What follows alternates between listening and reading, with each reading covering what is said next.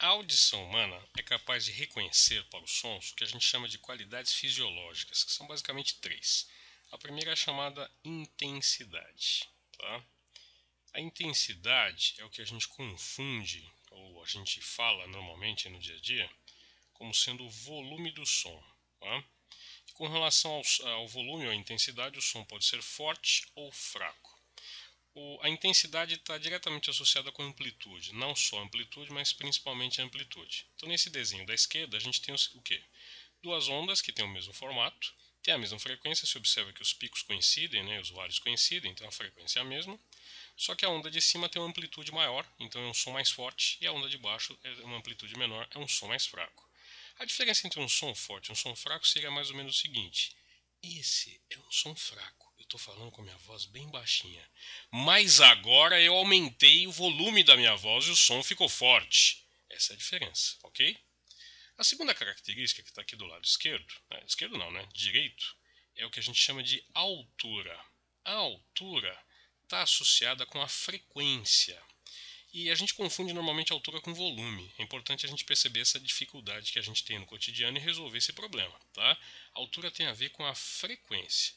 E com relação à frequência, os sons são classificados em sons de baixa frequência, ou som baixo, que a gente chama de grave, e som de alta frequência, ou som alto, que a gente chama de agudo.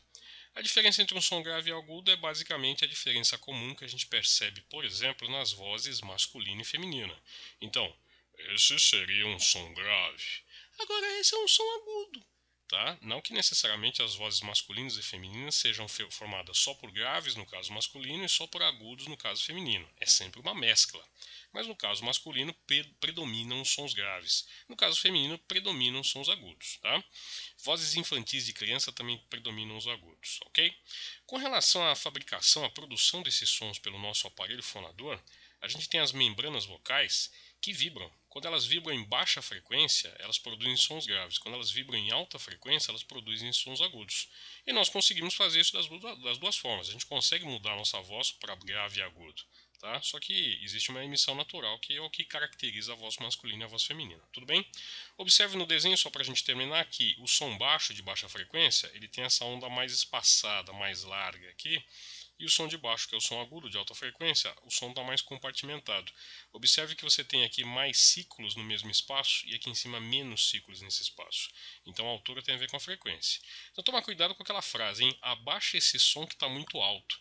Não é assim que a gente fala normalmente no cotidiano? Pois é, abaixa esse som que está muito alto, do ponto de vista técnico, significa o quê? Coloca mais grave porque está muito agudo.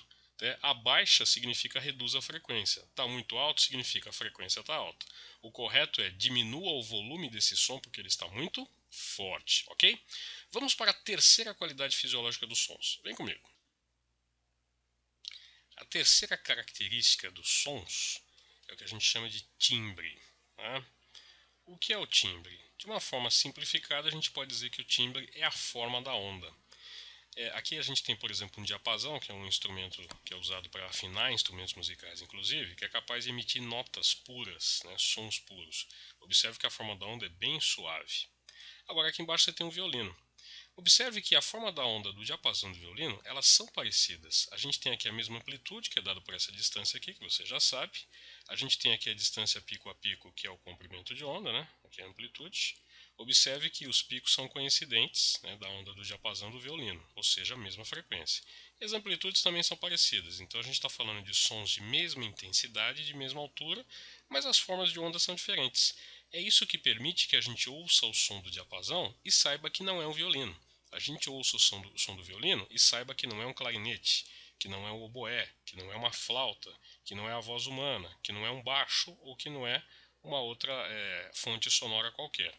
Ou seja, de uma certa forma, a gente pode dizer que o timbre é a assinatura da fonte que está emitindo o som. Por que isso acontece? Porque a fonte emite sempre um som principal, que é chamada onda fundamental, só que um conjunto de ondas característicos do instrumento acabam saindo juntos com o som principal. E essa somatória de ondas, que passa por um fenômeno que a gente vai estudar na sequência, chamado interferência, causa um som resultante. e esse som resultante permite que a gente consiga identificar o som principal, que é, por exemplo, uma nota musical emitida por um instrumento, mas a gente consegue também identificar que são fontes diferentes. E com o passar do tempo, a gente vai conhecendo as fontes sonoras, a gente consegue saber que é um clarinete, que é um violino, que é um oboé, que é um baixo, que é uma flauta, que é um violão e assim por diante, tá? Esse é o timbre, é o que permite inclusive que a gente identifique as pessoas pela voz.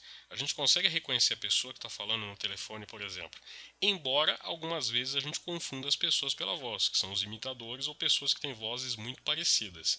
Mas se a gente fizer a pessoa falar no microfone e analisar o gráfico da voz dela, como a gente está vendo, por exemplo, aqui, ó, nesses dois, a gente percebe que para cada pessoa o gráfico é diferente. Tanto é que você consegue fazer reconhecimento de pessoas por tom de voz, por voz. Não é isso? Tá bom? Então tá na hora de você praticar. Vamos lá?